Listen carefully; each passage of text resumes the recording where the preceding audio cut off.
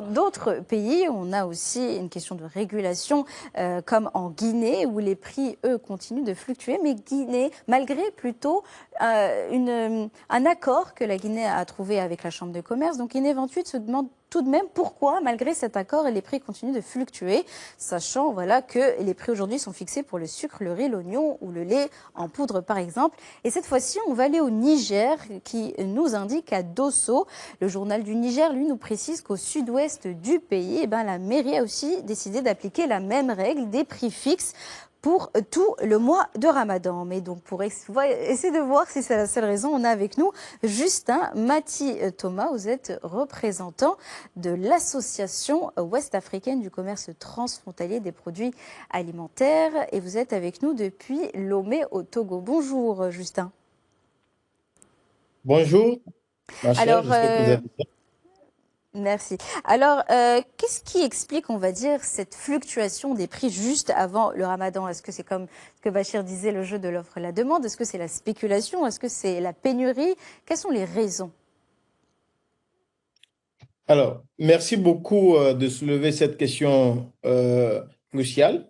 En tant que secrétaire permanent de l'AOTA, comme vous l'avez dit, je suis quotidiennement confronté à la réalité des différents marchés. Et comme le disait tout à l'heure M. Bachir, justement, la période du Ramadan, c'est une période de très forte consommation. Donc, cette haute soudaine de la demande crée malheureusement un terreau fertile pour de la spéculation. Et justement, vous avez donné un certain exemple en Afrique de l'Ouest, mais si on part d'abord sur l'Afrique du Nord, nous sommes face à des États qui ont une forte tradition d'intervention directe et les mécanismes sont immédiats. Premièrement, on met en place des points de vente directs du producteur au consommateur pour court-circuiter les intermédiaires qui sont souvent à la base de la spéculation. Deuxièmement, ces pays injectent directement ou massivement des denrées issues de leurs réserves stratégiques pour inonder le marché et forcer la baisse des prix. Et pour finir, c'est la méthode répressive. Je veux dire qu'il y a des milliers de contrôleurs qui sont déversés, qui sont déployés pour sanctionner la rétention des stocks. Mais lorsqu'on regarde le marché ouest africain, la réalité est tout autre. Puisque notre économie est fortement basée sur le secteur informel et les échanges transfrontaliers, un secteur qui est le cœur même des interventions de l'AOTA.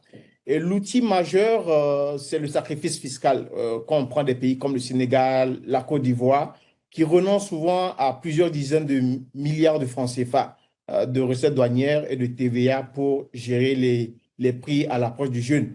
Ensuite, il y a également cette concertation couplée au contrôle sur le terrain, comme l'exemple de la Guinée-Conakry que vous avez donné, l'exemple du Niger, où les gouvernements ils privilégient, je veux dire, la signature des conventions, des protocoles d'accord directs avec les chambres de commerce et les grands importateurs pour pouvoir fixer les prix de ces denrées de première nécessité comme le riz, le sucre, le lait, comme vous avez mentionné. Merci Et Justin. Mais vous avez effectivement évoqué un point intéressant, la régulation. Je vais me tourner cette fois-ci vers Bachir. On a le cas justement en Tunisie avec un article de la presse de Tunisie qui nous indique qu'il y a des opérations massives de régulation, de répression, de contrôle des prix. Et aujourd'hui, elles dépassent même les 2000 infractions plutôt. Alors Bachir, est-ce que, donc on le sait, il y a plusieurs mécanismes pour essayer de contrer ces prix. La répression, c'est quelque chose d'assez nouveau. Est-ce que vous pensez que c'est une bonne solution après tout? Bon, une bonne solution, en tout cas, je ne sais pas. En tout cas, elle agit immédiatement parce que c'est visible, donc elle est visible politiquement et elle rassure l'opinion publique en général. En français facile, ça veut dire que c'est du populisme, quoi.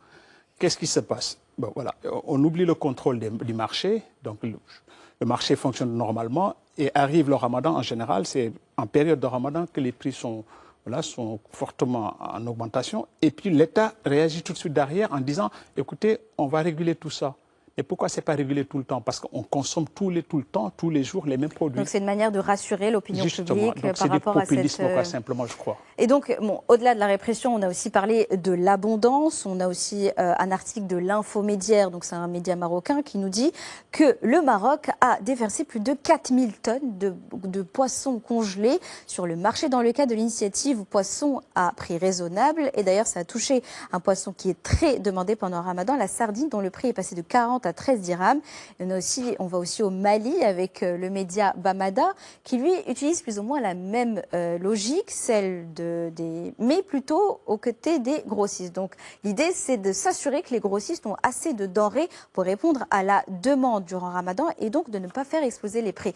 Et là, Monsieur Justin, je vais vous poser une question dont a relevé la pertinence, Bachir. C'est pourquoi est-ce que ces mécanismes